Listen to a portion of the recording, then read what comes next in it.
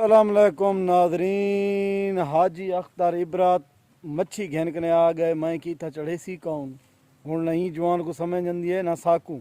अगर तुसा विचों कहीं बंदे को पता लगे इंदे सालन बढ़ावन का तरीका तो साकू जरूर दसे सो, क्योंकि सारे पासे मच्छी घट होंगी, साकू चाड़न कख को नहीं डांदी। एक जमाने घेन गया हम ही आलू चा सटिया ने मच्छी दे विच घर। भाई साहब अहलन सहलन, हजूर क्या हाल है? खैरियत है? खैर अल्हम्दुलिल्लाह। पिछला जवान को शोरमा बड़ा सोच रहा पूरी एशिया जी नहीं बनता। मच्छी दिखा यार, संगत को मच्छी दिखाओ। मच्छी हवेर गा में गेंद यार। हाजी कशे सुना छोड़, एक हेकी में डोड़ा सुना छोड़।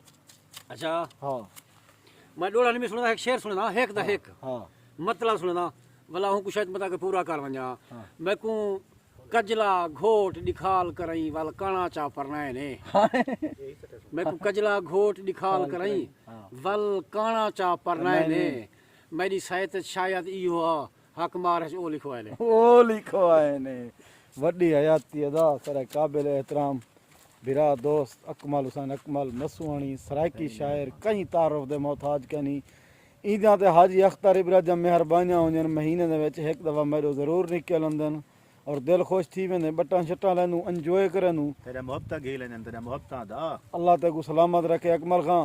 बाकी जरा सालन अपने बनावन दे विच मज़ा हुंदे ना, घर दा मज़ा नहीं देना। आप बने दे पे हाँ ये वसल है ठोस पिंडोस ठोस पिंडोस हाँ तय मैं अलिकार यानी कार ये थूम है ये थू ये गुपिने सू ये घर मिसाला है हाँ ये सारा अपना गे हुए अपना छोटी बाला शहर दा हाँ हाँ हाँ। मुल्क जैसे अच्छा ये मैं कुछ सा हाँ। तई को कोई अटकल अंदी है मच्छी दी हाँ मैं कर ही करा वड्डी है जाती है सही में परेशान ये है। जरे गाजी घाट वाले बैठन हाँ ये सारे मैं कने सीखिया तेरे शागिर्द हैं पहले शगर कदे ये डिटियो ने मच्छी दे मेर सटी पावन काहे ना कने ये मैं सटन उन्ने को मकसद है ये तरीका जा काइन भी दे हां उस्तादगिरी ई हाथ होंदी ये है। होनी है जे बिल्ली एक दा चुका गई शेर ना दसे आसी हाँ जेले कुटण लगे न टप मार वाण दे चढ़ेगी मगर मैं पत्ता रे पत्ता हां अकमल एक में को डोड़ा सुना तेरा डोड़ा मेरा बहु पसंदीदा डोड़ा है। ओ ए डोड़ा है मेरा अकमल मकता है मेरा अकमल मुंझा क्यों थी दी तू हुकुम ता कर काट हाँ दे सा कस्सा में लेकिन हाँ ही काटियो कुत्ते दे बच्चे इंज हिन कहना। हाँ अकमल सही दिल दिल दे नाल वटेंदा पई कोई उतरा शुतरा ना दे सा वाह ना तू मैकू मेरी धां देवी ना मैं तैकू तेरी धां दे सा चलो ए जितला कर घिंदा मैं तू धोप देवी मैं छा दे सा मेरा अकमल मुंझा क्यों थी दी तू हुक्म ता कर कड हाँ दे सा अम्मान। अकमल तेरी जिंदगी दी खैर होवे, जीवो शाला कमाल मुहब्बत। आज रात दा एक प्रोग्राम तरक नहीं मैं क्लिप एक सुन सुन ठीक चस चावनी है इंशाल्लाह हाजी के नवी तरक नवी जरूर जरूर क्योंकि काफी अरसा थी गया हाजी तो तू मेरे चैनल के दूर ही वे ना सी नौकरा ने सुन शाम दाई में दोस्तों को प्रोग्राम खावन करने बाद मच्छी खावन दे बाद जेरी सूरत हाल थी सी सनल ओ भी शेयर करे वो भी शेयर करे सुन बोले क्या बन दे क्या बन दे क्या थी ने हां कोई पता का नहीं। बाकी संगत कमाल मुहब्बत ये माहौल है अपना।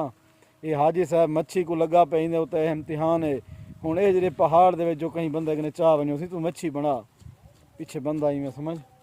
आज सब ढेर काम बच्चा वदे हाली छऊ छऊ दी कहो है बस और सिर बच्चा पे बचना ही सिर है। हाल इन मच्छी दे गदरा के लेना हाँ संगत वीडियो को शेयर करे सो अगुते करे सो मुहब्बत वंडे सो इंशाल्लाह वाला मिलदे से बी वीडियो दे विच तुसां मुहब्बत वंडे सो हाजी दी शायरी अकमल दी शायरी नेक्स्ट वीडियो च इंतजार करे सो।